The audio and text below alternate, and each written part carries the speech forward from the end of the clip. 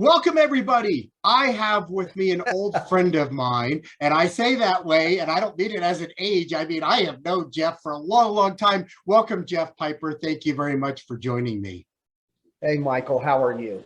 I am doing just fine, actually. I'm kind of honored to get you here. I've been trying to do this for ages, and I know you're busy, but I thank you very, very much for joining me today. So let's get started. I have a bunch of questions for you, even though I have known you for so long. Where are you from originally? Yeah, I tell everybody I'm a hillbilly from the northern hills of Missouri. Oh, I grew up in a little town, actually about 30 miles below the Iowa border, right in the central part of the state, called Queen City, Missouri. okay. And it was population 599. That's not a lot of people. No, I claim Kirksville, Missouri as sort of my home. It's about 15 miles south of Queen City. So that's where I grew up. Okay. And now you attended Truman State University in Missouri. Is Truman State up in the northern part of Missouri also? That's in Kirksville.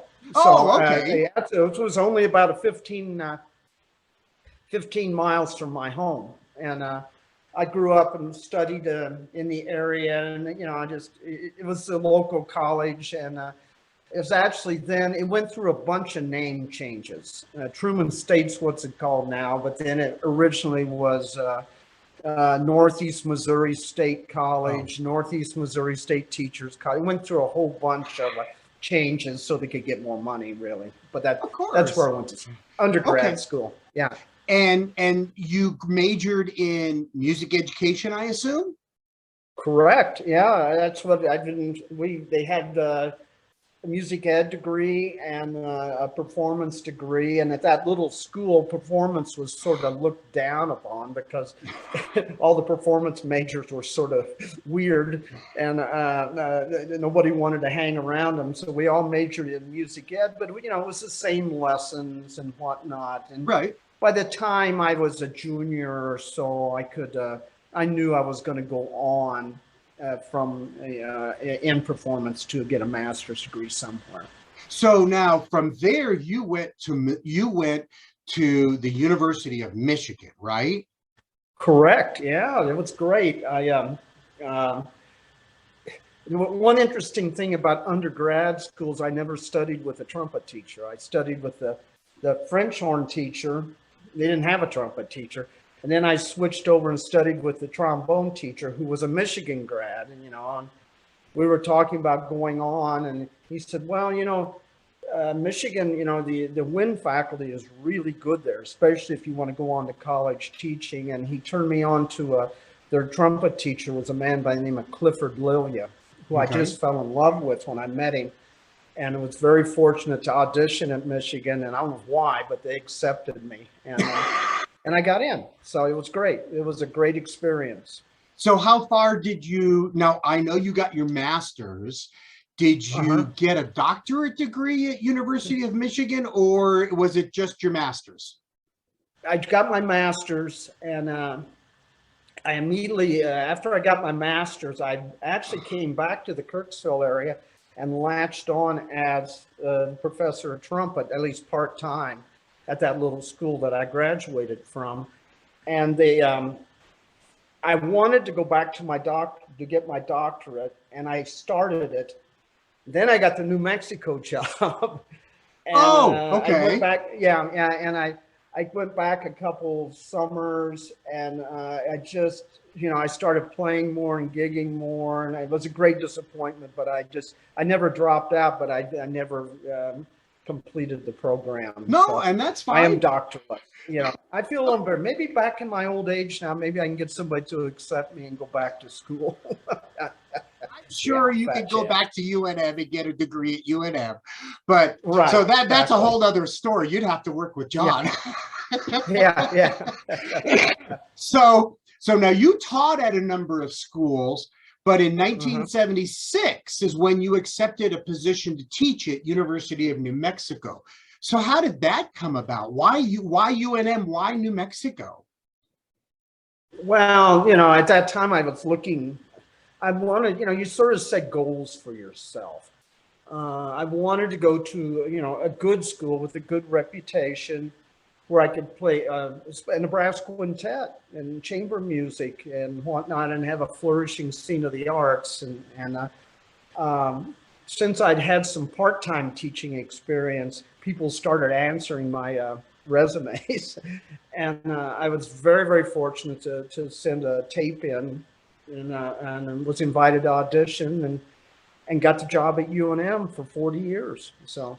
Well, and that's what I was about to ask you so you tell me about your time at the University of New Mexico, because you were the trumpet instructor. I know that personally. And so when you were there, because you were there for 40 years, as you said, what did you teach? Were you just the trumpet teacher? I don't think so. Did you teach theory? What did you teach when you were at UNM? Well, the interesting thing was I was hired as professor of trumpet and I did the jazz band. Oh, really? Okay. Yeah, and I had, I played in jazz bands, but I never was a really, outstanding jazzer or anything. But so for the first, I'd say, 4 or 5 years, I did the jazz band in addition to teaching trumpet. Okay. And it was great. I had good jazz bands. I had a good sense of how to work ensemble. The tapes are still there. Some of you people want to go listen to the jazz band when I had it. I'm very proud of the groups I had.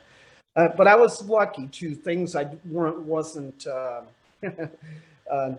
proficient at teaching, for example, like rhythm section and bass and trap set. We really had good faculty around us that could help those kids. And so really all I had to do was the ensemble and they were good. And it was a wonderful time.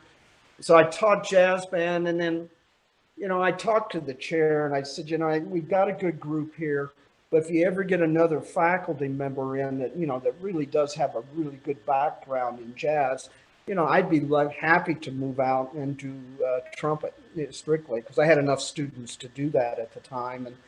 And sure enough, a guy by the name of Greg Clemens came in that actually had jazz band experience. And so I was happy to just move aside and let Greg do the jazz band. And then gradually there was a long line of people doing jazz band all the way through Glenn Coster and Chris Buchholz now. Right.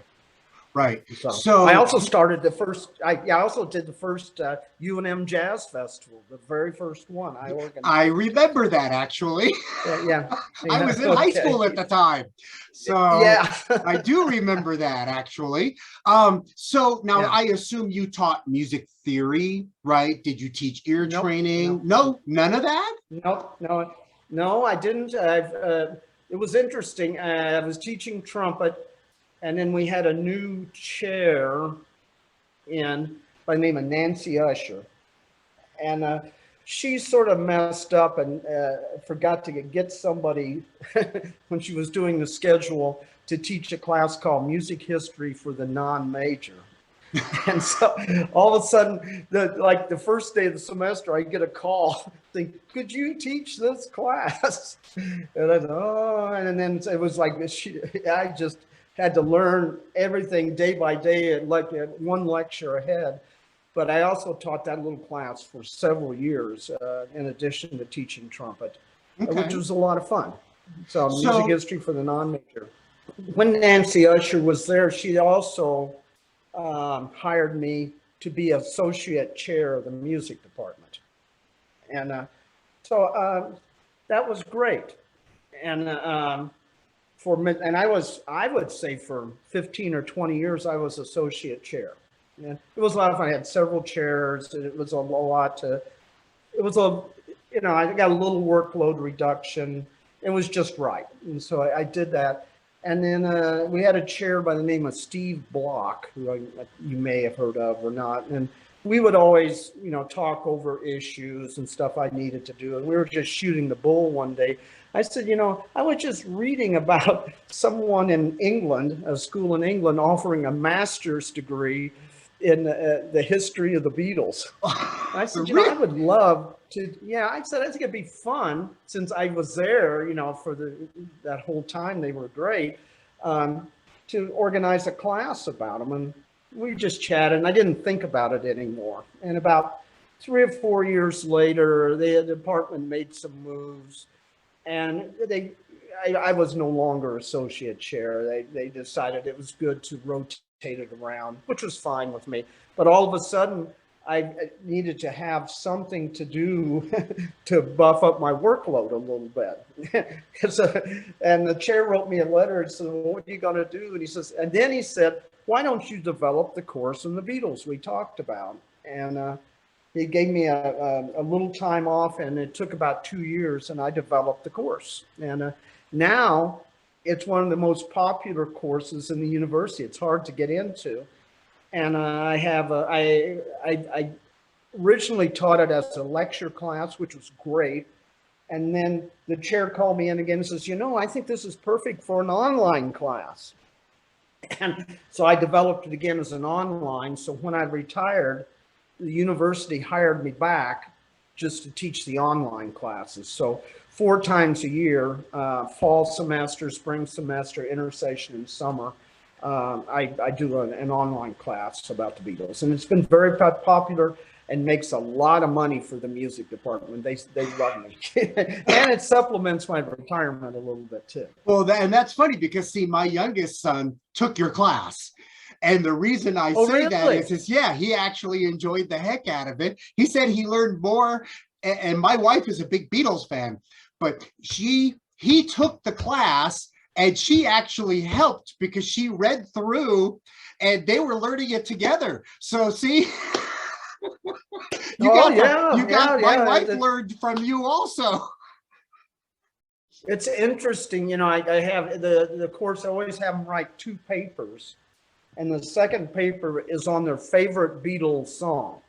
And so a lot of them will write in first person and tell me why this is their favorite tune. And it always goes back to their parents or grandparents, and while they're riding in the back of the car, them playing a thing called cassettes and singing and yelling and screaming and driving the car. And so I hear a lot of that. And it's I bet great. You do. We were quite, 4 people that couldn't read music, and really very innovative and creative people, did very well. Yeah, very influential. You are a very prolific performer because I know you have performed at the highest level. You've done stints as the principal trumpet player for the San Diego Symphony. You've played for the El Paso Pro Musica. You were part of it's now the New Mexico Philharmonic, but you were the principal trumpet player for the New Mexico Symphony Orchestra for the longest time, the Santa Fe Symphony, as well as I don't know how many others that I missed. Are you still an active performer for that? Well, first of all, it was nice of you to mention all those orchestras. I was never really principal trumpeter in the Mexico Symphony. I might have subbed here and there, and it's when the principal was gone. But I was in there many years, and mostly as third trumpet. And, okay. Which was ideal because I didn't have all the pressure on me for the others. Santa Fe Symphony was the big one, and that was a terrific orchestra, and I always have fond memories of that. Okay, give me your question again. I've already had the senior moment here. So are you still active as a performer, or have you kind of in retirement kind of pushed that to the side now? I play every day. Actively, I don't want to get into the big orchestra stuff anymore. I every once in a while I might get a call to do the Verdi Requiem and play off stage or something, but generally I turn those things down. I've done that stuff. I played the greatest music in the world. I have good memories of it. I'm still in good shape, But you got to remember, as you get older, you slow down a little bit. I'm 72 years old now, um, and so I do things that I'm comfortable doing. I still do some quintet things. Matter of fact, I'm sitting here doing arrangements for my daughter's wedding, and instead of giving the bride away, I'm going to be playing in the quintet. So, and I do stay in shape. I have about an hour and a half routine I do every day of fundamentals, and then I try to play something every day. And so yeah, so I do stay in shape, but but I play what I want to play now, Okay. sparingly. Yeah. Well, and you mentioned your brass quintet, because now I'm a big brass quintet person. I love brass quintet. Yeah. You were the leader, and I think the founder, but you can correct me, but I know you were the leader of the New Mexico Brass Quintet for many, many years. Matter of fact, you probably still are, and you have 3 recordings to your names. So, Yes. so tell me about the brass quintet, and tell me about those recordings. Are they still available? Well, first of all, I'm not. I might have been a co-founder with Carl Hinterbickler, and that Carl was really the brains behind the outfit. I mean, he was a great arranger. I learned a lot from him, and yeah, we were the 2 senior faculty members in the group. And then as he got older and sort of dropped out, yeah, I sort of took over the leadership of the group. But Carl deserves a lot of credit for that. Quintet-wise, we toured the world, and mostly because of Carl. Carl is fluent in 2 languages, German and French. And in those days, you did it all by letter writing. And so he would write in German to a lot of Eastern Europe countries at the time, and French. We toured all over Europe, mostly because of his knowledge and friendship that he had made through his being with his multi-language skills. So it was great. A lot of good touring, 3 recordings, which are still available from Crystal Records. Okay. And I still every once in a while get a really small royalty check from them, but they haven't gone to downloads. They still are selling CDs. Okay. It surprised me. I don't know why they're not doing the download thing. We actually had another a really good recording for a CD done, and we're just Carl's sitting on it, and we just have never done anything with it. And so, but it's really, the juices were really going for that last recording. So maybe at some point, maybe we'll send that one out too. Okay. Well, I'm hoping one day maybe you can make that available on Spotify, or make it available on one of the streaming services, because I'd love to hear them. And you said it's Crystal Records, so I'll see if I can find them, and I'll put the link down below to see if anybody's interested. Yeah, because it'd be nice to be able to hear those. Yeah. I've gone to, I don't know how many of your concerts with the Brass Quintet and listened to them. Are you still doing the Christmas concerts? Yep, and I'm getting ready to set them up here. Probably when I hang up with you, that's for maybe tomorrow. I will set it up again.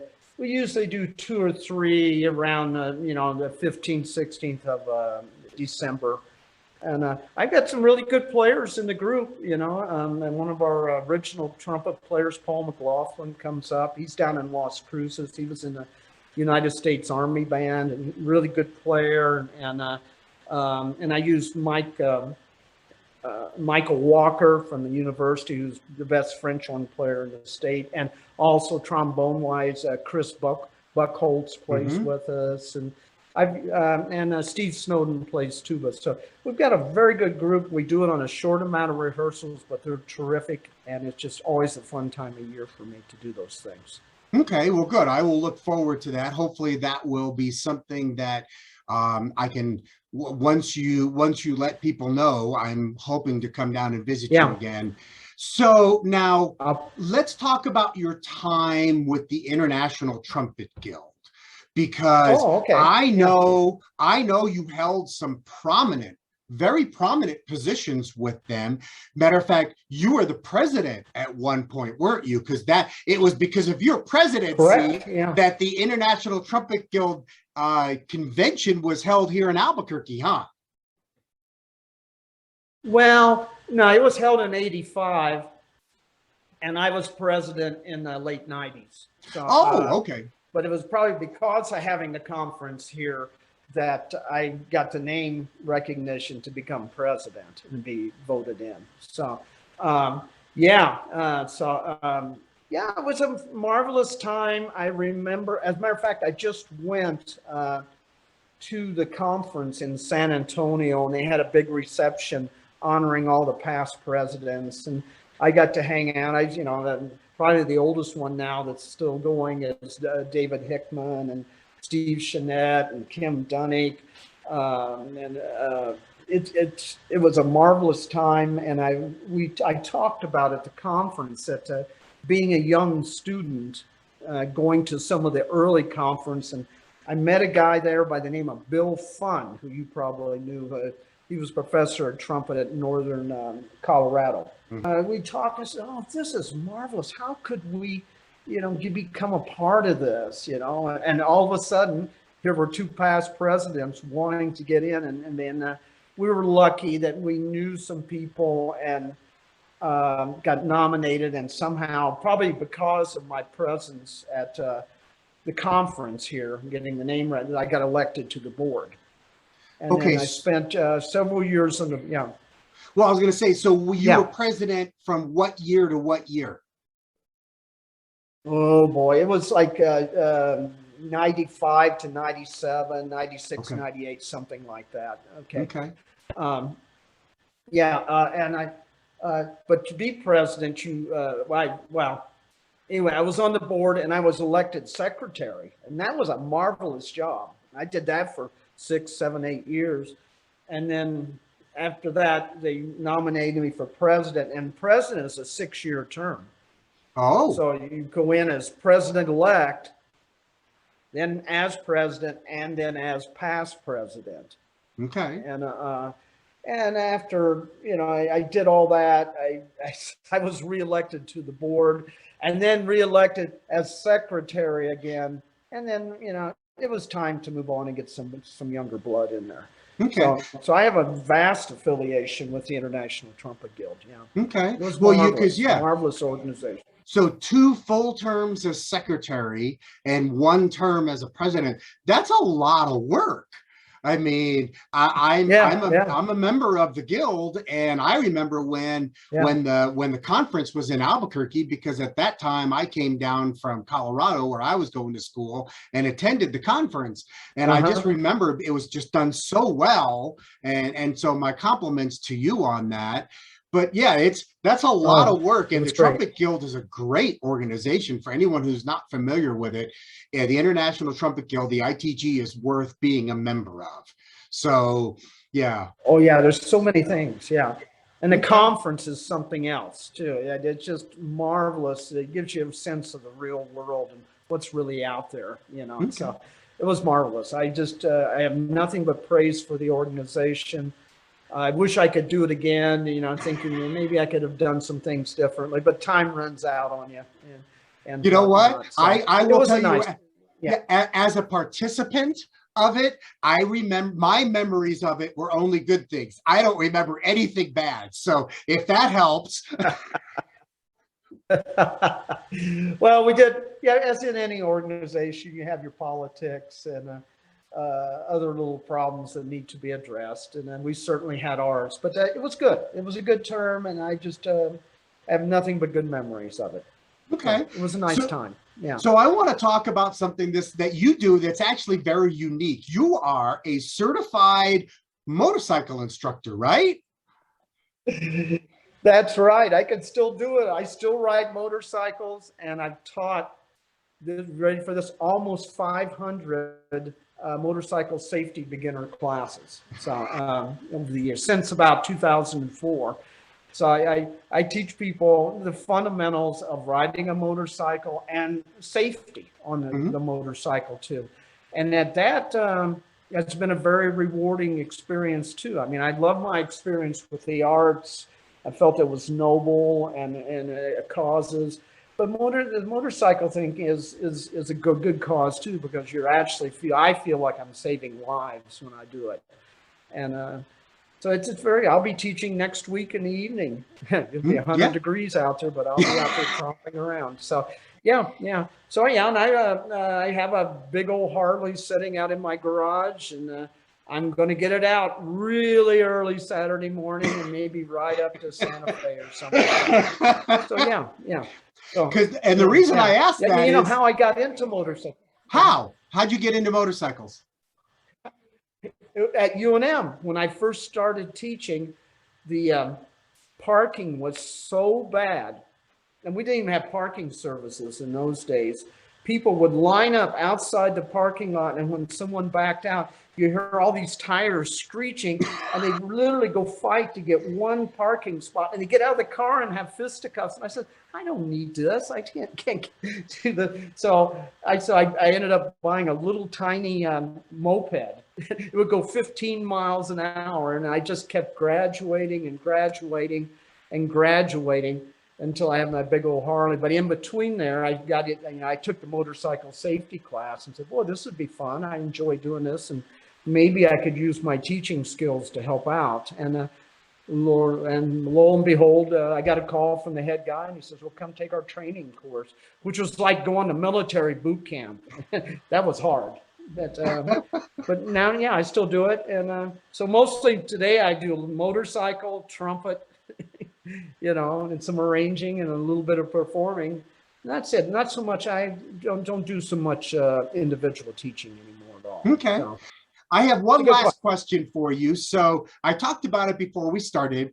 Okay. Strangest, weirdest, oddest, funniest gig you've ever done?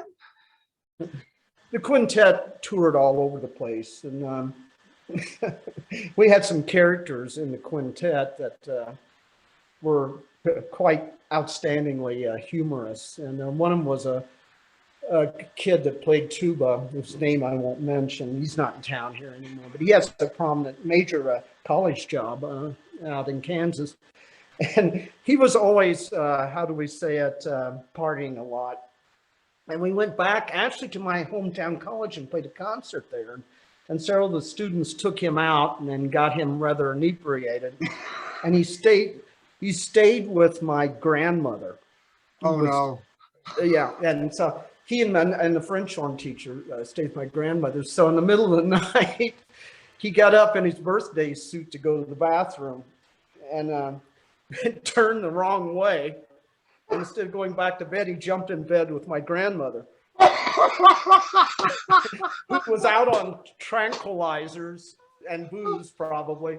And so she was totally out of it. And so the other player woke up and said, "Well, where is this guy?" And so he goes around the bathroom and he sees this white leg sticking out over the bed.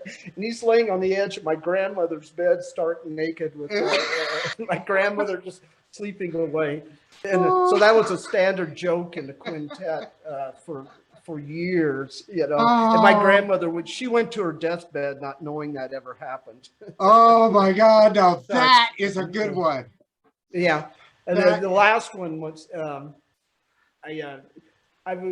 we were on some sort of Colorado tour and played in Durango, and the trumpet teacher at that time in Durango was a guy named Ralph Downey. He was probably before you. You probably didn't know him. And his hobby was collecting cuckoo clocks. Okay. So we stayed, Carl and I stayed in this one room, and we got in about 10 o'clock and went to bed. Well, what happens every hour? There's like 100 cuckoo clocks going cuckoo, cuckoo, cuckoo, and then gong, gong, gong every hour. Oh, he couldn't mute them? Oh my goodness. They usually come with antiques, you know. Oh, no. And so I was sort of sleeping through it, and I got up in the middle of the night to go to the bathroom. And I'm looking, I get in the bathroom and I'm looking, and this leg is sticking out of the bathtub, and it was Carl. Because that was the only place that was quiet from the cuckoo clocks. So he was sleeping in the bathtub. Oh, that is funny. Oh, good. Yeah. See, it was hilarious. Like every hour, it was all sorts of different, but they'd all go off. Of course, they weren't synchronized. thing. Yeah, that was a cuckoo clock. Oh So- man, see this, And I'm these sure are there's the, many more. no, these are the kind of anecdotes I love to hear. I love to hear these. I mean, I have so many, but this isn't about me. This is about you. So, all Yeah. right, well, let's wrap this up. Jeff, I want to thank you Okay. very much for joining me today. I No appreciate problem. your time. I appreciate your contribution to all the things, especially trumpet here in New Mexico. And ladies and gentlemen, we'll see you next time.